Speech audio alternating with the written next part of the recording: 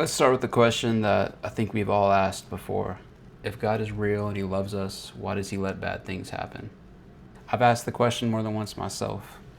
In scripture, specifically in John 16:33, it talks about how in this world you will have trouble. Bad things aren't proof that God doesn't exist. They're proof that this world isn't how it's supposed to be or how God intended it to be originally. God allows bad things to happen to build us up, not to break us. Life is like a gym. No one goes in there expecting it to be easy. The weight isn't there to crush you, it's there to build you. And that also applies to life.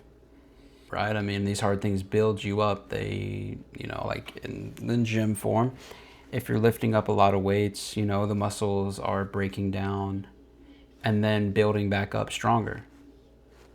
That's why God allows these bad things to happen to us, is so he can break us down. But not ultimately break us down to keep us down, but break us down to build us up even stronger.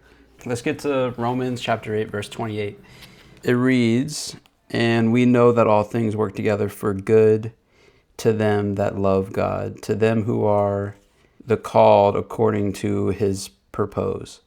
I said purpose. It's purpose.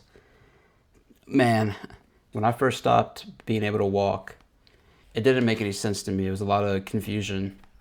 And I didn't really understand why God would allow that to happen in the first place.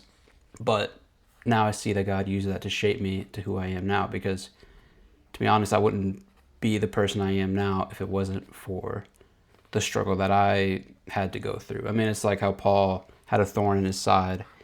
I mean, ultimately, that's what kept him strong in his faith, was that constant pain, that constant thorn in his side. And you can use that analogy in whatever else, like in whatever your struggle is that keeps you running to God and not away from him. Because ultimately for me, I probably would think that if I wasn't walking, or that if I was still walking and things were, and it wasn't how it is now, I I know I would not be as religious as I am now. And I think God purposely did that to allow me to be able to continue to preach his gospel. So that's what I'm doing. Growth doesn't happen in comfort. I have some notes here written down that I'm trying to read over that I think will bring y'all some value. So my main point 3, that God is with you in it. He's going through it with you. He's not just watching from afar or observing. And like don't get me wrong, like, yeah, it feels like that a lot. Even now, like, it still feels like that, even though for me, I feel like I'm closer to God, but there's still, like, even like a season now, if I'm being honest, like recently, as I'm filming this, I've gone through a lot of, like, I don't know, like, I feel like, is God really there with me, or am I just following? I struggle with that too. So just know it's not just, just because I'm sitting here preaching to you doesn't mean that I don't struggle with the same things, because I definitely do. And the scripture that kind of helps me with that is Psalms 34:18. The Lord is close to the brokenhearted. Like how I was saying earlier, you might feel alone, but you're not. God is right there with you in the middle of it.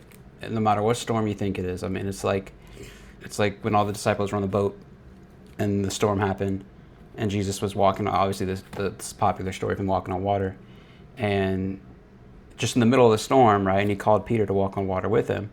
And at first, Peter was walking on water perfectly. And then he started to doubt, and that's when he started to sink and drown, and then Jesus lifted him back up. Obviously, you know the story there. So, but that is a huge metaphor to that God is with you in the storm, no matter what. Even if it doesn't seem like he is, and you lose faith and you start to sink, he still picks you back up through that. So, as I reflect on this topic, I just want to tie it all back together. So, next time you wonder why God allows pain and suffering and any type of injustice or anything that you struggle with, or anything that you see bad happening in the world, just remember that it isn't the end of his story. He's working even when he feels like he's not.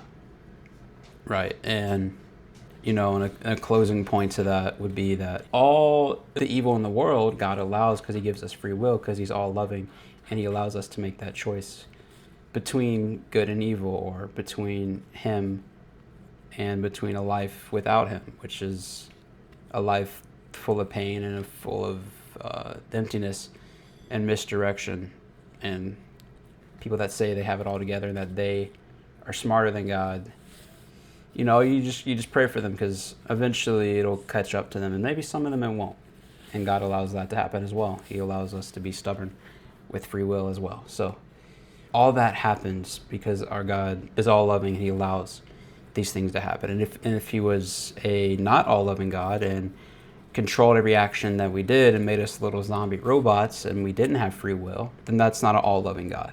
So He allows bad things to happen because He gives us free will. And with free will, we can choose to do bad, we can choose to do wrong. So this is a short little video. I just wanted to make something on here real quick, because it's also something I'm struggling with. So I feel like it was important that I made a video for y'all as well. So if you're struggling with this as well, just drop a comment, share it with someone you think that needs to hear it, or someone that's struggling with trying to understand why God allows bad things to happen in their life. Like, subscribe, and I'll see y'all soon.